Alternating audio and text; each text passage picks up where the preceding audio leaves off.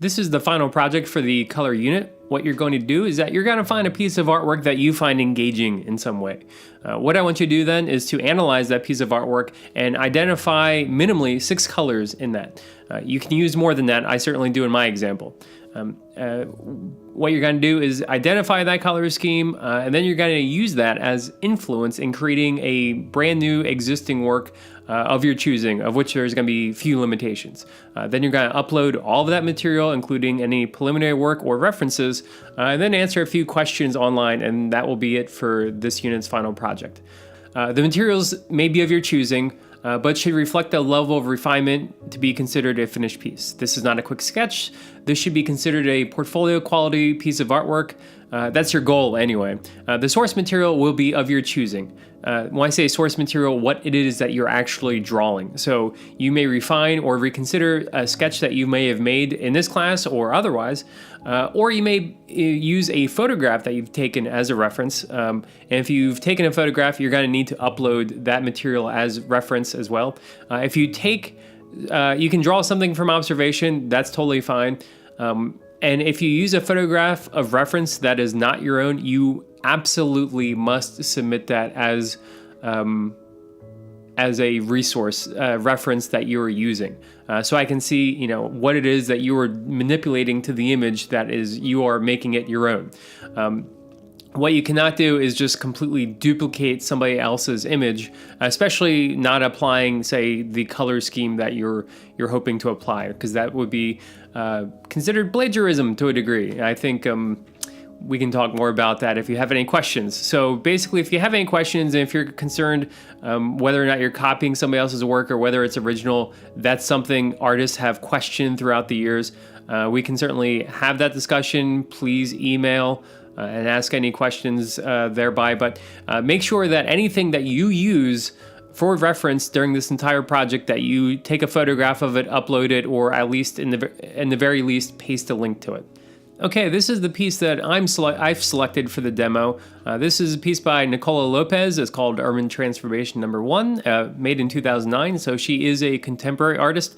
And I was really looking at this, and I found the color for this to be very engaging. And so now my goal was to take the color from this and extract it and break it down and not really look at this image for anything else. I think that there's a lot of things that are engaging about this that could certainly be influential, but I'm just looking for the color. And so you can see there's 9 little white squares there. I've taken electronically and sort of used that. So if you have the electronic resources, you can certainly use that to lift the color and then submit that electronically.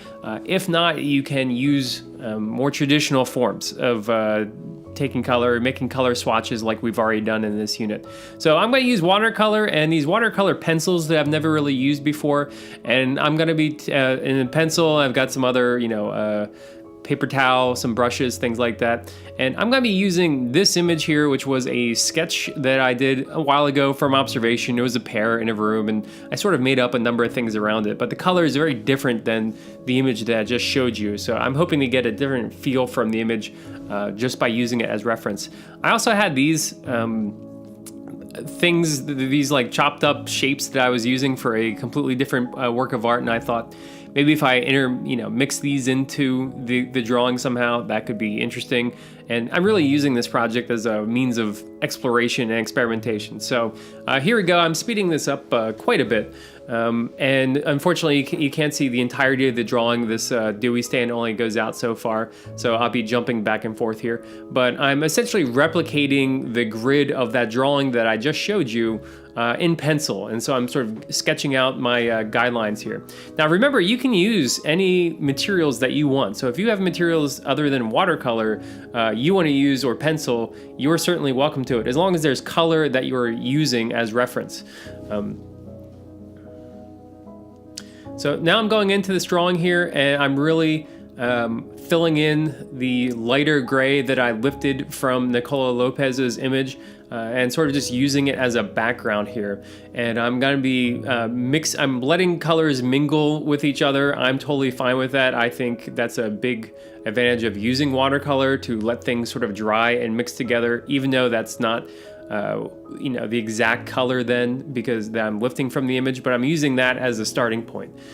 So I'm sort of just blocking in all of these colors here. I'm trying to get a decent amount of value shift and try and sort of see how things are working together, and using that grid of 9 colors really as my starting point. Once I get all these colors roughed in here, I just let this sit and dry for about half an hour. Then I can sort of work on a second layer on it.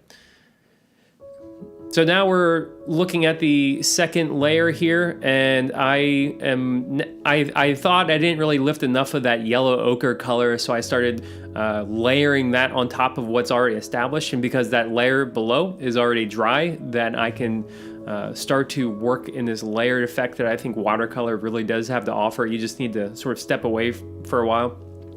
And you can see I'm slowly building up value, and I'm really looking at those 9 color swatches that I set aside, and I'm really using that as the influence. And you can already see this has a very different effect because color adds a lot to an image. And I'm using these watercolor pencils now. I don't use them very often. I prefer to just use brushes. But I thought they could add a nice little detail and some linear work that I have in the stem, and I sort of put a little bit of that around elsewhere. So I think that's more of a highlight instead of, I don't think I would ever make a drawing completely out of watercolor pencils. We do have some of them at school. You might have access to them. They have them at AC Moore, but I don't think that they're worth the investment. I'd rather just get a watercolor set with a mixing palette. So there's my final image, and you can see that using a color reference certainly changed this image quite a bit from the original. I didn't really change much else to it. I thought those shapes were going to have a little bit more influence. That wasn't the case. But overall, I'm pretty pleased with applying that. So make sure you look at this material here. This is all of the material that I just said in the beginning of the video as far as what you're going to be responsible for. And so in addition to uploading any preliminary work, the color swatches, the color that you are the image that you are lifting color from, and the final image itself, what I'd like you to do is to answer these questions and be as descriptive as possible.